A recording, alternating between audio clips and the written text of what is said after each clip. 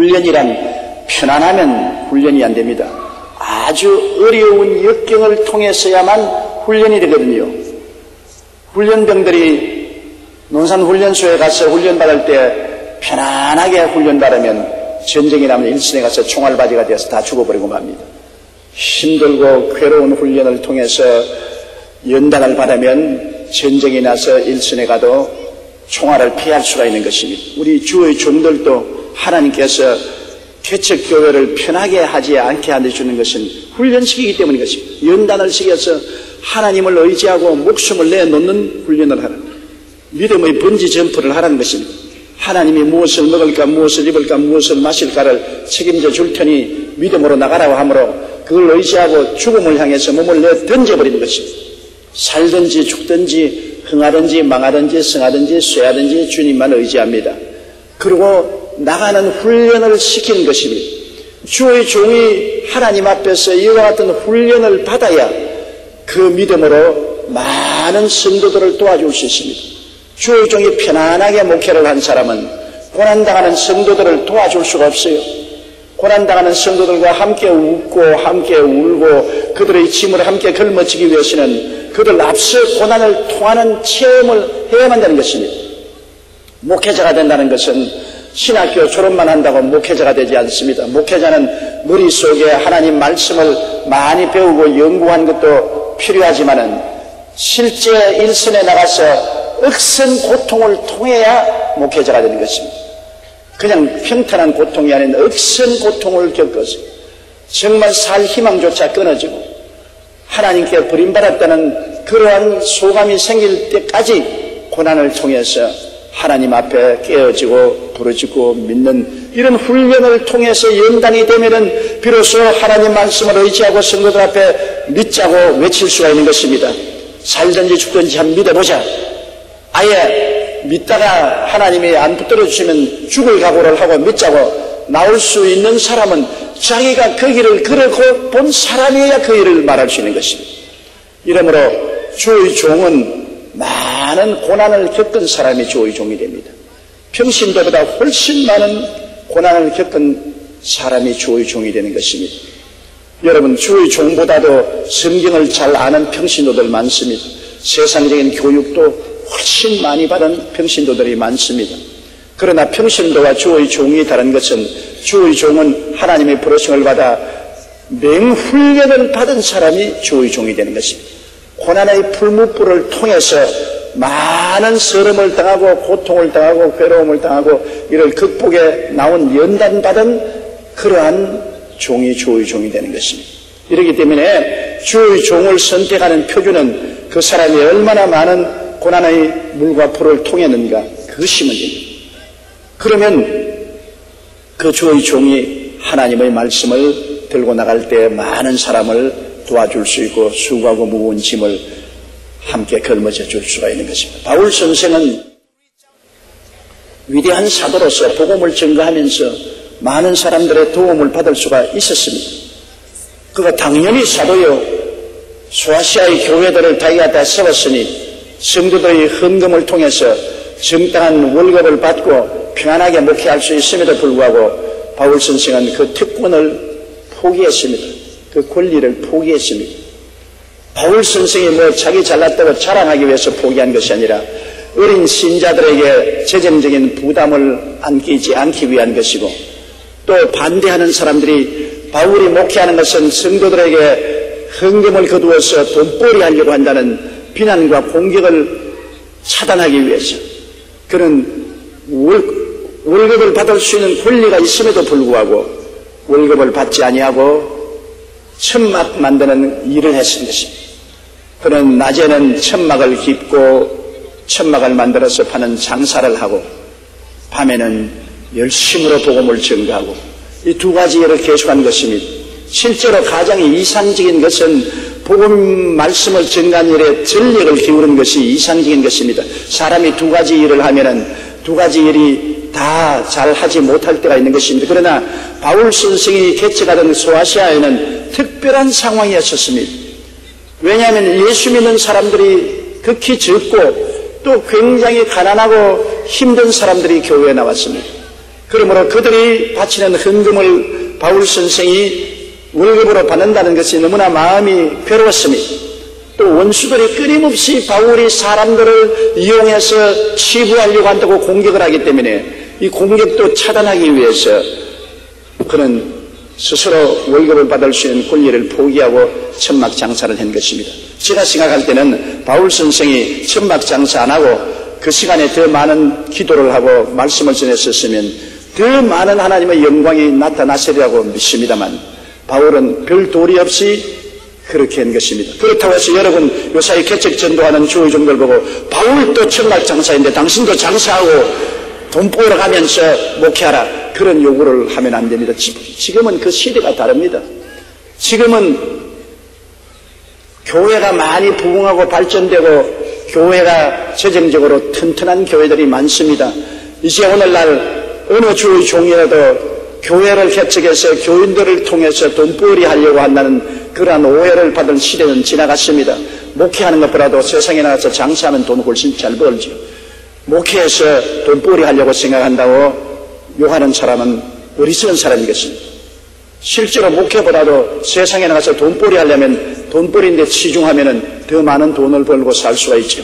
목회라는 것은 하나님의 사명을 받아서 복음을 전가하는 것이기 때문에 이 복음에 전력할 수 있게 하기 위해서 교회나 성도들이 일정한 월급을 주의 종에게 지불해서 마음 안심하고 목회할 수 있도록 최선을 다해서 도와주는 것이 참으로 좋은 일입니다. 바울 선생은 자기 권리를 포기했는데요. 개척교회를 하자면 어려울 때 천상 권리를 포기하지 않을 수가 없습니다. 저로 저희 경험을 보면은 아예 불광동 3년 동안에는 권리를 주장할 곳도 없고 권리도 없고 쥐뿔도 없는데 무슨 권리를 주장합니까? 그러니까 그때는 전부 다 거지들이 모여서 목회를 했고 이제 서대문에 와서 좀 살만한 할 때도 월급을 받지 아니한 것은 교회가 너무나 어렵고 비난하고 교회 성도들이 너무나 헐벗고 굶주리고 가난한 사람이 모여왔기 때문에 이 사람들이 월급을 거두어서 하나님의 사업에 투자해야지 내가 월급을 받을 수 있다고 생각하지 않기 때문에 굉장히 고생을 하면서 목회를 했습니다. 그때는 신방을 주로 많이 하기 때문에 제가 아이디어가 떠올랐어요. 복덕방 면회가 없으면서 복덕방을 했거든요. 그때는 전셋집 놓는 사람도 집집마다 신방을 다니니까 알고 또 피아노가 굉장히 귀했습니다. 피아노를 팔고 사는데 중개를 하면 또 중개료도 받았어요. 그래서 매일같이 전도하러 나가면 전도만 할 뿐 아니라 복덕방 일을 보러 나가는 것입니다. 그 일도 하고 또 우리 사모는 계속해서 애들 모아놓고 피아노를 쳐서 레슨비를 받고 그래서 먹고 살 수가 있었습니다. 그러나 지금 돌이켜보면은 그때 그 일을 하지 말고 아예 월급을 받고 주님 일에 더 충성했으면 더 많은 일을 했을 것이라고 생각합니다. 그런데 마음에 애틋한 마음이 있어 성도들을 괴롭히지 말아야 되겠다는 마음이 있어서 그 일을 못한 것입니다. 저는 다른 교회에 비교해서 우리 교인들에게 부담을 안 주려고 애를 칩니다. 많은 교회 건축 사업한다고 계속해서 특별 헌금, 작정 헌금을 시키는데 우리 교회는 그런 걸 하지 않잖아요. 교인들이 11조와 헌금을 통해서만 일을 하고 그 이외에 교인들에게 부담을 안 주려고 하는 것이 제 마음입니다. 살아가는데 힘든데 왜 자꾸 부담을 시키느냐. 그러나 많은 사람들이 저보고 말합니다. 성도들의 헌금은 받으면 받을수록 성도들에게 복을 줄 수 있는 기회가 되는데 왜 저 목사는 그런 거 안 하느냐. 마음이 약해서 못하겠어요. 교인들에게 돈 내라는 말은 추구도 못하겠어요.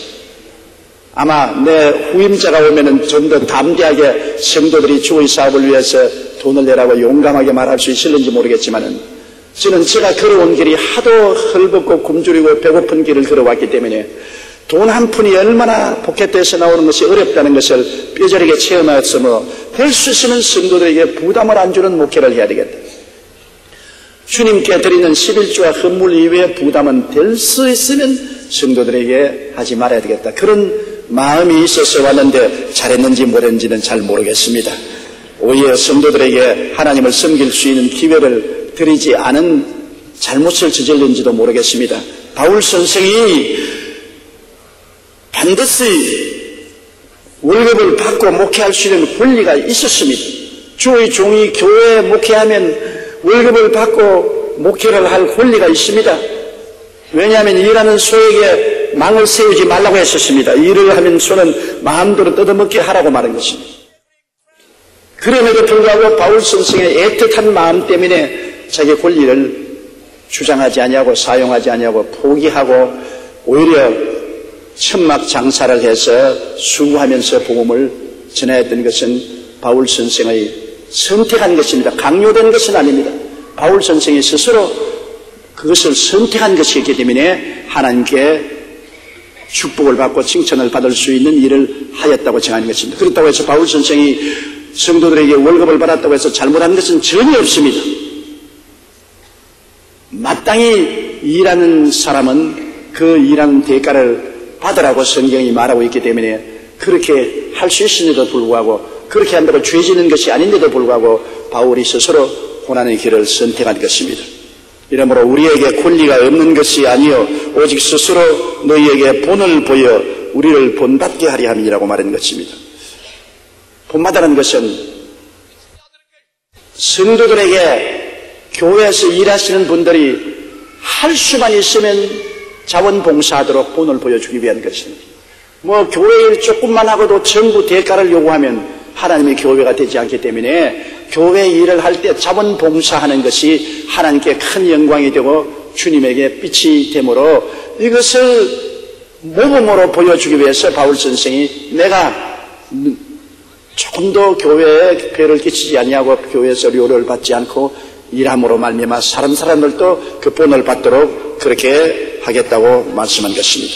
10절 다 같이 읽겠습니다. 우리가 너희와 함께 있을 때 너희에게 명하기를 누구든지 일하기 싫어하거든 먹지도 말게 하라 하였더니 일 안 하고 먹으려는 사람은 날도던 놈 아닙니까? 일도 안 하고 어떻게 먹어요? 여러분 하나님도 일하시는 하나님인데 하나님은 6일 동안 일하고 일에 제쉬셨습니다. 하나님은 6일 동안 힘든 일을 하셨어요. 빛을 지으시고 궁창을 지으시고 바닷물을 한 곳에 모으시고 온 열매 맺는 나무와 풀이 나게 하시고 해와 달과 별들을 지으시고 공중의 새와 물고기를 지으시고 짐승들을 지으시고 마지막에 인생을 지으시는데 6일 동안 하나님도 일하셨습니다. 하나님도 일하시고 난 다음에 일에 제쉬셨습니다. 그리고 하나님이 십계명에 안식일을 거룩히 지켜라. 6일 동안 일하고 일에 제쉬라고 말했습니다. 그냥 쉬라고 말 안 했어요. 6일 동안 일한 사람만이 일에 제쉬라고 그랬지 6일 동안 놀한 사람들도 일에 제쉬라고 말 안 했습니다. 어느 집에서 주인이 머슴을 불러다가 너 오늘부터 우리 집에 일을 그만두고 떠나가라 그랬습니다. 그래서 왜 그렇습니까? 그러니까 내가 제4계명 안식일을 거룩히 지키라는 계명을 어겼기 때문이다. 아니 내가 안 어겼는데요. 내가 주일날 꼭 교회에 나가서 예배드린대요. 성경에는 뭐라고 그러느냐? 안식일날 교회에 나가서 예배를 드리는 말뿐 아니라 6일 동안 일하고 1회째 교회에 나가서 예배드리고 쉬라고 했는데 너는 6일째 늘 게으르고 1회째 교회에 나갔으니 그 계율을 어겼다.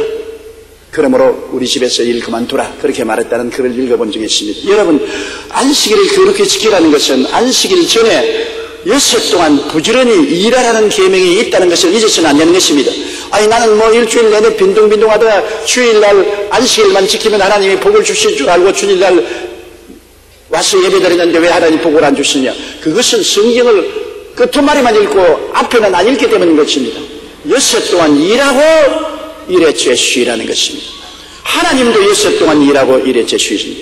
우리 사람들로 하여금 6일 동안은 부지런히 일을 하라는 것입니다. 여러분 오늘날 문명국가들이 대개 추운 지방의 문명국가가 된 것입니다. 구라파나 미국이나 문명국가가 된 나라들마다 대개 사계절이 있는데 더구나 긴 겨울이 있는 곳에 문명국가가 된 것입니다.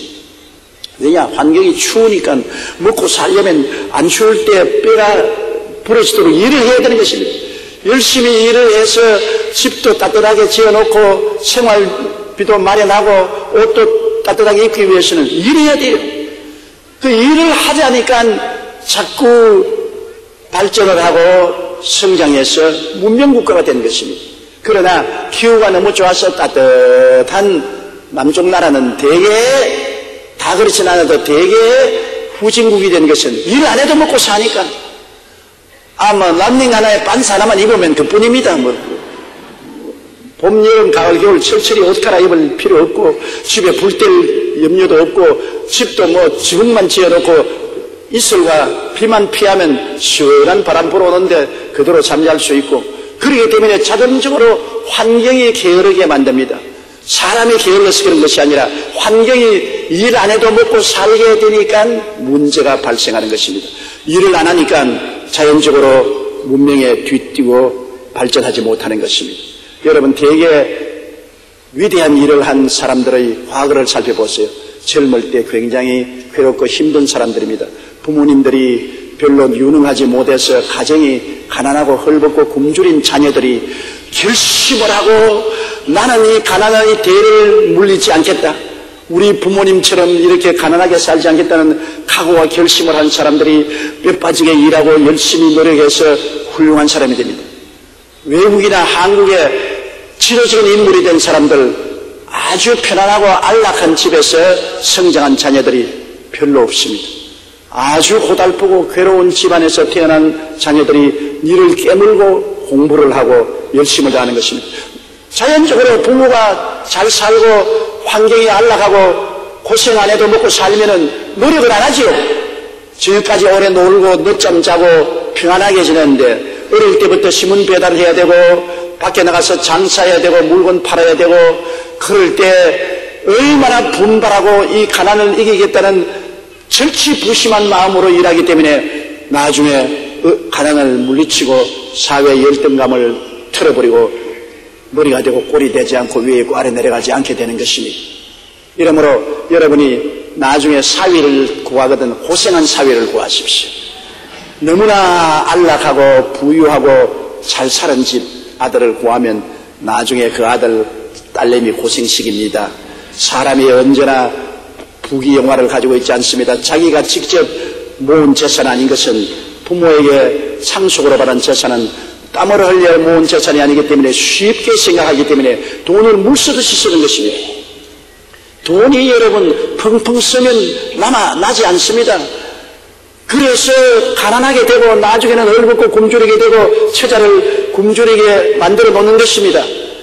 자기가 피땀 흘려 돈을 번 사람은 돈을 버는데 하도 고생을 했기 때문에 쓰는 것에 발발발 떨지요.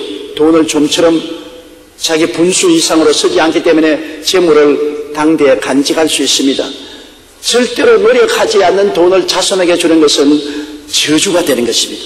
자손에게 노력하지 않은 돈은 축복이 아닙니다. 절대로 축복이 아닙니다. 그것은 그 자녀에게 일시적으로 우리 부모가 많은 돈을 주니 고맙다고 생각하게 만들지 모르겠지만은 장래에 저주를 갖다 주는 것입니다. 절대로 자기가 피땀 흘려 번 돈 아닌 공짜로 흘러들어온 돈은 공짜로 흘러나가 버리고 마는 것입니다. 그걸 잊어버리지 말아야 돼요. 빌 게이트 같은 미국의 세계적인 부자도 그 많은 돈을 자기 자손에게는 조금밖에 안 주고 그 전체를 사회사업에 투척하는 이유가 그것인 것입니다. 자기 벌어서 자기 당대에 쓰고 사회에 환원하는 것이 가장 좋은 길입니다. 돈도 여러분 버는 맛도 있거든요. 자기가 고생하면서 돈 벌면 돈 버는 맛도 있고 돈 쓰는 즐거움도 있지만은 공짜로 쏟아진 돈은 버는 맛도 없고 쓰는 재미도 없습니다. 그렇기 때문에 저주가 되는 것입니다. 고생을 많이 한 청년을 구해가지고서 사회를 삼아놓으면 절대 딸내미 안 굶겨요. 딸내미 시집 보내려면 걱정 많지 않아요. 가만히 살펴보세요. 그 청년이 어렵고 고생을 하면서도 먹고 살겠다고 발버둥을 치고 노력하는 청년이면 지금은 별 볼 일 없다고 생각하더라도 장차는 반드시 일어납니다. 그러나 지금 술집에 가서 술이나 먹고 흥청거리고 친구들 같이 노름이나 하고 놀러나 다니고 부모님 덕분에 외제차 타고 인류 번쩍번쩍하는 옷 입고 그냥 카드를 휴지 쓸 수 쓰는 그러한 사람, 지금은 보니 좋은 것 같지요. 저 사람 사위로 삼으면 좋겠다고 사위를 삼으면 저주를 딸내미에게 선물하는 것이 되고 마는 것입니다. 그리고 또 장가 보내려는 부모님 여러분, 며느리 애들 들어 요사이 부모 말 듣는 아들이 없지만은 며느리 얻을 때도 너무 호화스러운 집안에서 물을 손가락으로 튕기면서 자란 며느리 얻어놓으면 박살난다고. 박살나. 아들도 박살나고 시부모 시어머니도 박살난다고. 손에 부엌 물을 담가본 사람, 고생의 떡을 먹어본 사람, 이러한 아가씨들이 좋은 며느리가 됩니다. 고생을 해본 여인이 훌륭한 아내가 되고 훌륭한 부모님을 섬기는 여자가 되는 것입니다. 자관 어떻게 되었든 고생을 하고 살아야 남자도 여자도 사람 되는 것입니다. 사람 만드는 것이 고생인 것입니다. 교육만 여러분 사람을 만드는 것이 아닙니다. 교육은 물론 받아야 되겠지요. 그러나 교육에 플러스해서 고생을 해야 사람이 되는 것입니다. 나는 우리 교회 제자들 중에 나에게 원망하는 제자들 말을 들었습니다. 나에게 말하기를 목사님이 개척을 시키려면 한 10억이고 20억이고 돈을 탁 줘가지고서 교회를 딱 지어가지고 개척을 시켜야지 눈물 많은 돈을 줘가지고서 정말 고생을 하게 합니까? 내가 그래서 모르는 소리 하지 마라. 내가 교회를 10억이나 20억 주어서 탁 사서 교회당을 지어서 탁 넣어주면 그 목사에게는 저주를 주는 것이다. 저주를 주는 것이다. 아무 고생하지 않고 평안히 들어가서 무슨 주여 주여 속에서 우러나온 주여 주여가 나오며 무슨 뼈에 사무치는 주를 믿고 살자는 설교가 나옵니까? 여러분, 하나님을 믿는다는 것은 좋은 환경에서 믿어지지 않습니다. 배가 고파야 믿어져요. 몸이 아파야 믿어져요. 버림받아야 믿어져요. 백척간도에서 죽기 아니면 살기로 뛰어내리는 경험을 해야 믿어져요. 복음이란 믿음을 증거하는 것입니다. 사람들에게 믿으라고 하는데 자기가 믿음의 그 길을 걸어오지 않은 사람이 누구에게 믿으라고 하는 것입니까? 절대로 고난의 길을 걷지 않은 사람은 주의 종이 안 됩니다. 인류 신학교를 나오고 인류 대학의 학력을 가지고 있다 할지라도 고난의 길을 걷지 않은 사람은 주의 종이 절대로 안 됩니다. 그걸 내가 알기 때문에 주의 종들이 개척하러 나갈 때 겨우 발을 댈 수 있는 터전만 허락해 주는 것입니다.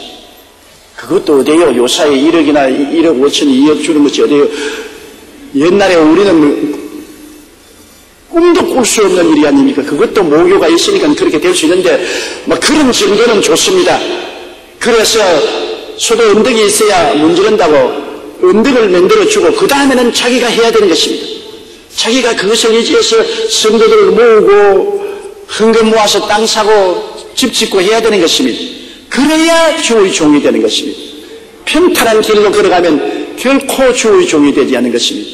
고난의 길을 걸어가야 나중에 감사하게 되고 눈물을 흘리고 하나님께 영광을 돌리게 되는 것입니다.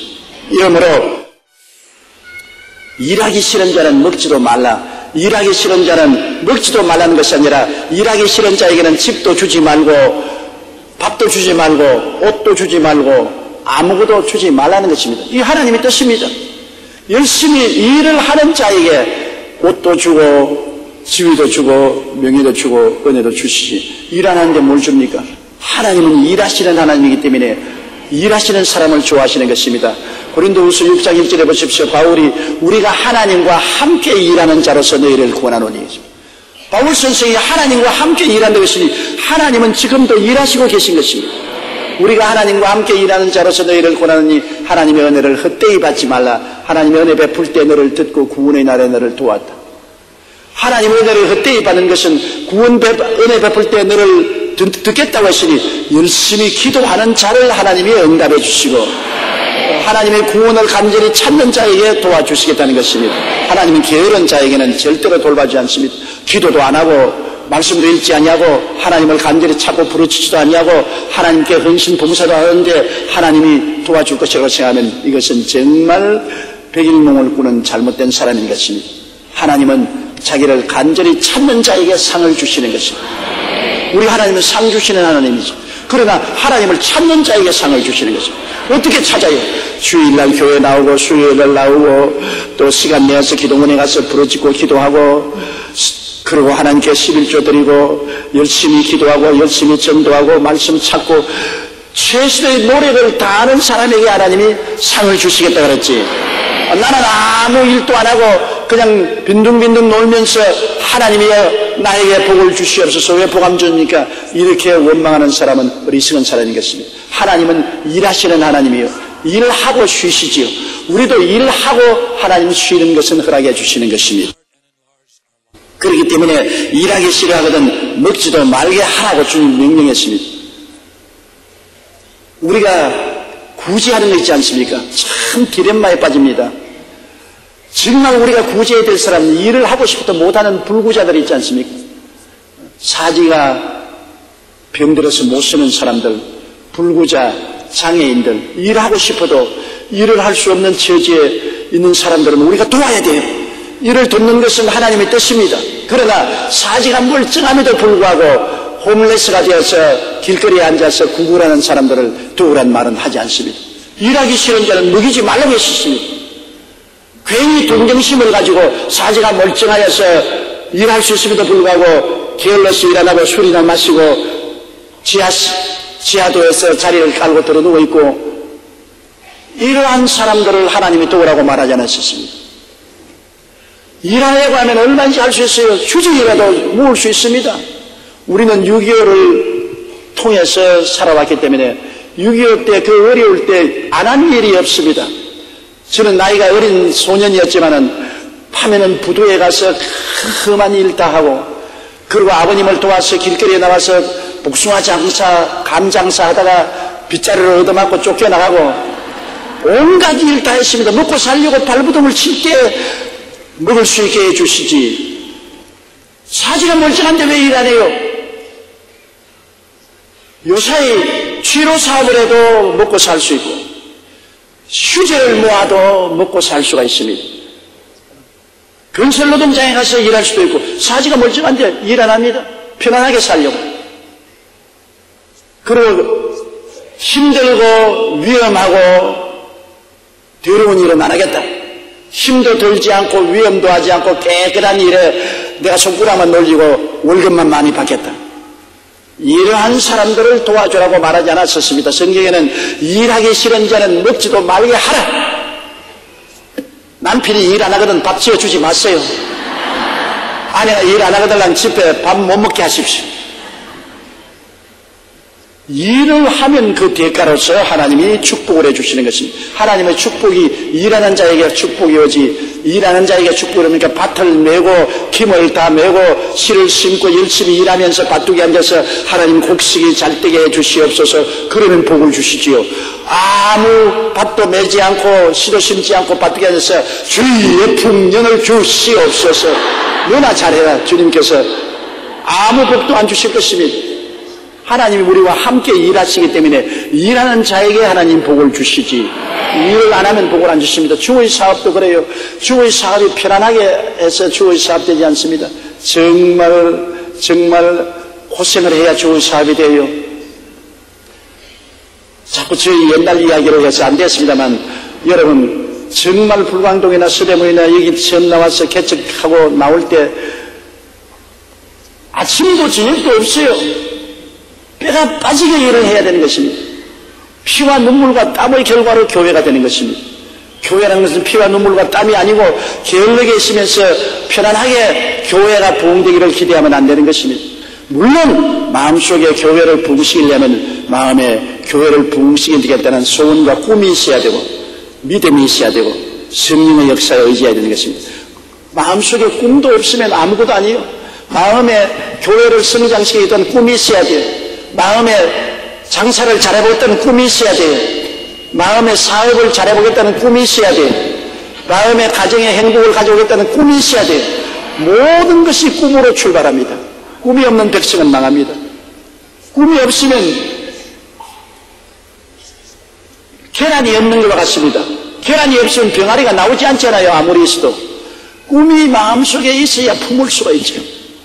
꿈이 있고 그 다음에는 꿈을 믿어야 돼요. 꿈을 맹렬하게 꿈을 꾸면서 그 꿈이 이룰 줄 믿고 기도하고 성령님께 의지하면 꿈이 자꾸 이루어지게 되는 것입니다. 그러나 꿈도 품지 않고 믿지도 아니하고 맹렬히 기도하지도 아니하고 성령님 도와주시옵소서 하면 성령님이 내 꿈이 있어야 내가 도와주고 내가 믿음이 있어야 도와주고 기도를 해야 도와주지 내가 너를 도와주느냐. 성령님도 역사하지 아니하는 것입니다. 그렇기 때문에 교회 사역도 교회를 성장시키겠다는 간절한 뜨거운 마음으로 꿈꾸는 사람이 교회 성장이 되지. 이렇게까지 교회 잘하면 잘하고 안 잘하면 안 잘하고 바람 부는 대로 물결 치는 대로 살아보자 하는 사람은 교회 성장 안 해요. 교회 성장을 꿈꾸고 교회 성장에 미쳐버려야 되는 것입니다. 저는 과히 교회 성장을 하겠다고 미쳐버렸습니다. 과거에. 교회 성장을 하기 위해서 나는 완전히 회각 돌아버려요. 아무것도 눈에 안 보여요. 이래서나 언제나 교회 성장밖에 안 보여요. 그렇게 맹렬하게 마음속에 교회 성장을 꿈꾸고 그것이 이루어질 줄 믿고 돈 100만 원 가지고 여의도 불판에 뛰어내려온 것은 미쳐서 내가 왔지 정상적인 마음은 안 옵니다. 그때 여러분 돈 100만 원 가지고 10억 건물을 짓겠다고 나왔습니다. 우리 교인들 돈 없었어요. 교인 한 8,000명 그것도 다 현조동, 아현동, 천국 제1동네에 사는 사람들만 모아놓고 해보납니다. 그게 돈 100만 원 들고서 10억의 예산이 되는 여의도에 교회를 짓겠다고 나올 때 꿈을 꾸지 않고는 못 나옵니다. 미친 사람 아니고는 못 나옵니다. 완전히 교회 성장에 대해서 꿈을 꾸고 미쳐버렸어요. 그리고 번지점프를 한 겁니다. 하다 안 되면 빈손 들겠다. 원래 부산역에서 3등 열차 타고 서울 올 때 나는 빈손 들고 올라봤으니까 망하면 빈손 들고 3등 열차 타고 내려가면 된다. 완전히 믿음으로 하나님께 자기를 내어 던진 것입니다. 그리고 맹렬히 기도하고 성령의 도움을 구했기 때문에 하나님이 교회를 이루신데 지금도 제가 돌아보면 어떻게 이 교회가 되었는지 나는 도저히 상상을 못해요. 어디서 돈이 나와서 이곳에 땅을 사고 교회를 지었는지 아무리 생각해봐도 계산이 안 되는 것입니다. 계산이 되면은 기적이 아니지요. 계산이 안 되니까 기적이지요. 지금은 우리 교회가 이렇게 장성하고 교회가 힘이 있으니까 어떤 계획을 세워도 할 수가 있지요. 아무 계획을 세울 수 없을 때는 벼랑에 뛰어내리는 도리밖에는 다른 도리가 없는 것입니다. 그러나 여러분 마음의 꿈이 영롱하고 확실히 믿고 기도하면 벼랑에서 뛰어내리면 하나님이 받아주시는 것입니다. 받아주셔요. 그렇기 때문에 여러분 함께 일하는 사람을 볼 때 마음속에 꿈이 있는지 없는지 알아보세요. 마음에 꿈이 있고 믿음이 있고 꿈과 믿음을 가지고 기도하는 사람 성령이 역사하는 것입니다. 믿음이 있고 꿈이 있고 꿈이 있고 믿음이 있고 믿음이 있고 꿈이 있고 꿈이 있고 믿음이 있고 믿음이 있고 꿈이 있고 꿈이 있고 믿음이 있고 아무리 말해도 부족합니다. 그러고 기도하면 성령이 역사입니다. 꿈이 있고 믿음이 있으면 기도 안 할 도리가 없습니다. 꿈이 있고 믿음이 있는데 어떻게 기도를 합니까? 아주 사성결단으로 기도하게 되죠. 자나 깨나 일어나 안 일어나 기도하게 되죠. 그렇게 기도하는데 성령님이 가만 보고 계실 수가 없어요. 성령이 회오리 바람을 불어오죠. 그러므로 기적의 연속이 일어나는 것입니다. 오늘날은 왜 우리에게 기적이 안 일어나냐고 묻는 사람 많은데 기적이 안 일어나는 이유는 꿈도 없고 믿음도 없고 기도도 없기 때문에 기적이 안 일어나는 것입니다. 간단해요. 꿈이 있고 믿음이 있고 기도가 있으면 왜 기적이 안 일어나요? 기적이 일어나요. 우리 젊은 교역자 여러분 생애 속에 하나님 기적이 일어나야만 되고 일어나게 되는 것입니다. 그것은 내 마음속에 꿈이 있고 믿음이 있고 기도가 있으면 성령의 회오리 바람이 불어오는 것입니다. 불어와요. 없을 택이 없어요. 하나님은 살아계셔요. 지금도 하나님은 우리와 함께 일하시기를 원하시고 계신 것입니다. 11절요. 우리가 들은 즉 너희 가운데 게으르게 행하여 도무지 일하지 아니하고 일을 만들기만 하는 자들이 있다 하니, 게으른 사람, 지 혼자 게으르면 좋은데 게으른 사람은 돌아다니면서 일을 자꾸 만들어내요. 그게 문제라고. 집안에도 남편이 게으르거든. 막 집에 아랫목에 가만히 들어누워 있으면 좋겠는데 돌아다니면서 화투치고 술 마시고 나쁜 친구들하고 어울리고 그렇게 일을 만들기 때문에 고통이죠. 게으른 사람의 마음은 마귀의 공장이라 그랬습니다. 마귀가 공장에 들어가면 가만히 있겠어요? 온갖 제품을 만들어내지. 온갖 악한 제품을 만들어내는 거예요. 게으른 마음은 마귀의 공장이다. 그러므로 게으름이란 무섭습니다, 여러분. 게으르면 문제라면 교회도 그래요. 게으른 사람이 들어오면 자꾸만 말을 만들어내는 것입니다. 이 말 물어다 주고 저 말 물어다 주고 과대평가하고 싸움 붙이고 교회 사사건건이 시시콜콜 개입하는 것입니다. 저는 48년 목회하면서 교회 열심히 헌금하고 봉사하는 사람 치고 교회 말썽 일으킨 사람 한 번도 못 봤어요. 교회 열심히 헌금하고 봉사하는 사람은 절대로 교회 말썽 안 일으켜요. 헌금도 안 하고, 헌금을 하면 쥐꼬리만침하고, 봉사도 안 하면서 모든 일하고 봉사하는 사람 터집 잡고 온갖 유모 붙들이고 간섭하고 고생을 시키는 것입니다. 교회는 게으른 사람이 오면은 교회가 반드시 박살이 납니다. 이러므로 늘 조심하고 게으른 사람을 격리해야 되는 것입니다. 할 일이 없으니까 자꾸 문제 만들거든. 그래서 바울 선생이 이 데살로니가 교회에도 우리가 들은 적 너희 가운데 게으르게 행하여 도무지 일하지 아니하고 일을 만들기만 한 자들이 일을 안 하고 나쁜 일만 자꾸 만들어내서 파괴하는 일을 하는 것이 문제인 것입니다. 구역에 와서 열심히 성경 공부하고 구역장, 지역장 관계 기도하는 사람 문제 안 일으켜요. 성경도 읽지 아니하고 기도도 아니하고 구역에 돌아다니면서 자꾸 말만 하고 싸움만 붙이는 사람, 게으른 사람은 이런 일을 하게 되는 것입니다. 12절요. 이런 자들에게 우리가 명하고 주 예수 그리스도 안에 권하기를 조용히 일하여 자기 양식을 먹으라 하느라. 그것이 하나님의 권면입니다. 그렇게 게을르지 하지 말고 열심히 조용히 일하고 자기 양식을 먹어라. 일을 하는 것이 가장 건강한 일인 것입니다. 우리가 화로해서는 안 되겠지만은 매일매일 생활에 일을 해야 마음도 건강하고 몸도 건강하고 사회생활도 건강해지는 것입니다. 일 안 하면 안 돼요. 늙어서 사람이 일 안 하면 빨리 죽어요. 은퇴하고 이제는 일할 것이 없어 편안하게 되었다. 그러면 죽어요. 은퇴하더라도 일은 해야 돼요. 은퇴는 자기의 직장이나 직업에서 은퇴하지만 일은 스스로라도 할 것 없으면 사회 봉사라도 해야 돼요. 여러분 일할 것 없으면 여기 순복음 호스피스에 가서 일 좀 하세요. 달아다니면서 가난하고 헐고 굶주리며 병들어 있는 사람들 돌봐주는 것도 일이거든. 우리 주님 사업하는 사람은 일이 없을 수가 없어요. 우리가 세상 일 다 하고 은퇴했으면 하나님 사업에 주의 종 도와서 신방도 하고 각 부서에 소속해서 봉사하면은 그것이 일이 되고 즐거움이 되는 것입니다. 꼭 여러분 이게 하나님께서 권면한 것처럼 예수 그리스도 안에서 구원하기를 조용히 일하여 자기 양식을 먹어라. 떠들썩하게 일하라고 말하지 않았습니다. 자기 일에 중심하는 사람은 조용한 사람입니다. 자기가 맡은 책임을 중심을 하지 자기 자랑 날 좀 보소 할 필요 없지 않았어. 뭐 일은 요거만치 그러고 자랑은 이거만치 하는 사람이 있어요. 그래서 그 자꾸 날 좀 보소 동지 숫달 꽃본듯이 날 좀 보소 자꾸 자기 보이려고 하면 그건 일이 아니에요. 자기가 맡은 일을 조용하게 충성스럽게 일을 하면 하나님이 복을 주시는 것입니다.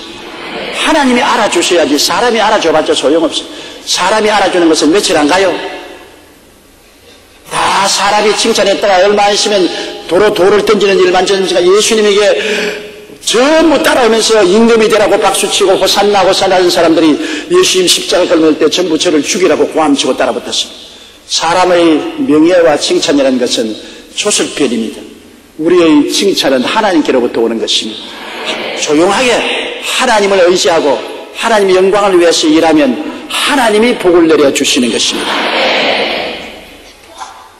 13절요. 형제들아 너희는 선을 행하다가 낙심하지 말라. 선을 행하다가 왜 낙심을 하느냐? 그 이유가 있습니다. 나는 이렇게 선하고 착하게 사는데 저렇게 악을 행하고 온갖 죄를 짓는 사람이 왜 잘 되는 것 같이 보이느냐? 그런 질문 많이 하잖아요.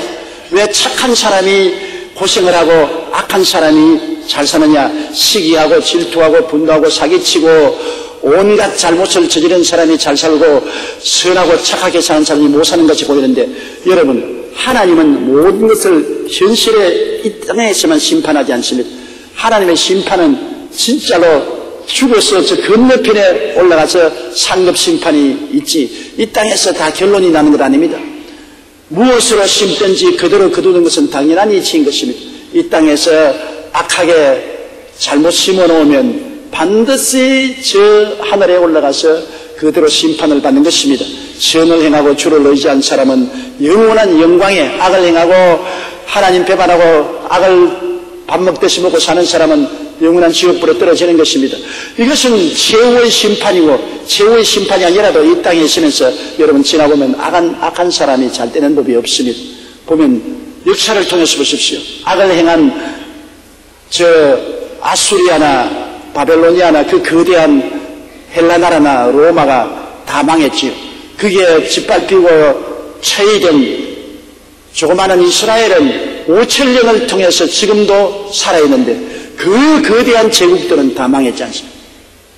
엄청난 군사력으로 2차 대전을 일으킨 독일, 그 악한 무리가 주변을 다 짓밟았지만은 망했지 않습니까? 일본이 엄청난 군사력을 가지고 동남아를 휩쓸었으나 망했지 않습니까?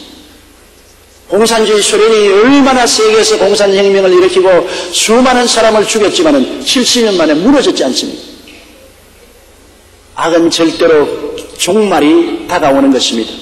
종말이 좋지 않아요. 북한도 여러분 저렇게 악을 토하고 있지만은 이미 하나님 앞에는 심판을 받고 있는 것입니다. 그렇기 때문에 선한 사람은 현재 당장 하나님의 축복이 안 온다고 원망하지 마십시오. 선을 행하되 낙심하지 말지니 때가 이르면 거두게 되는 것입니다. 때가 이런 모든 것이 때가 있는 것입니다. 선한 사람이 그러므로 악한 사람을 바라보고 낙심해서 나도 선한 일 다 포기하고 그만둬야 되겠다고 하면 안 되는 것입니다. 어떻게 악한 사람이 발을 호할지라도 나는 하나님이 부르신 사명이 착하게 사는 것입니다. 내가 하나님의 영광을 위해서 하나님을 섬기기 위해서 착하게 사는 것이니 선을 행하되 하나님을 보고 선을 행하라는 것입니다. 이웃이 칭찬해주고 인정해주고 사회가 보답을 안 해준다고 하지 말고 하나님의 영광을 위해서 선을 행하는 것입니다. 우리의 상대는 언제나 하나님께 있지요. 칭찬도 벌도 하나님께 받는 것이지 세상을 바라보지 말아야 되는 것입니다. 그러므로 우리가 하나님을 바라보고 선을 행하다가 낙심하지 말아야 됩니다. 하나님은 모든 것을 계산하고 계십니다. 하나님이 때가 이르면 거두게 되는 것입니다. 요셉이 10년 종살이 할 때 얼마나 낙담했겠습니까? 형들이 저렇게 할 수 있느냐? 그 다음에 3년 동안 감옥살이 할 때 보디발의 아내가 얼마나 원망스럽겠습니까? 그러나 그때는 하나님이 안 계신 같이 보이고 하나님이 버린 것 같이 보였지만은 때가 오면 짠! 놀랬지!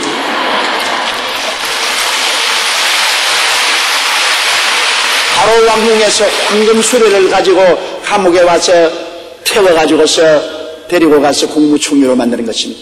하나님의 때가 오면 순식간에 바꾸어지는 것입니다. 운명이 달라지고 팔자가 달라지는 것입니다. 이러므로 낙심하지 말아야 돼요. 제일 하나님의 은혜가 갇혀올 때 제일 낙심됩니다. 아침이 오기 전에 새벽 3시, 4시 밤이 가장 어둡습니다.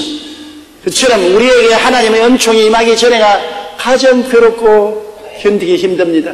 어머니가 어린아기를 해산할 때 이제는 죽겠다, 이제는 내가 못 살겠다 할 때 응아 이게 나오지 않습니까?